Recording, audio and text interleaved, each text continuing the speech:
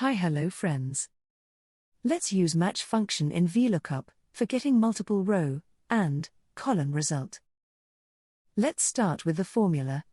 Equals VLOOKUP open bracket, select the lookup value, comma. Select the table range, comma. Now, instead of typing the column index manually, use match function here. Type match, open bracket, select the lookup value for column index, comma. Select the lookup reference row in the table range, comma. Type 0 for match exact result, close bracket, comma, 0 or false for VLOOKUP exact result. Enter. Now drag the formula to the rows and columns looking for result. If you don't freeze certain columns or rows in formula, you will end up with NA. So I am freezing the column of lookup value alone first, then freezing the whole table range.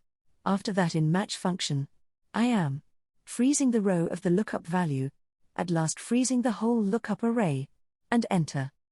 Now drag the formula to columns and rows. Now you will get the result. Thank you friends for watching. Have a nice day. Like, share and subscribe for more Excel learnings.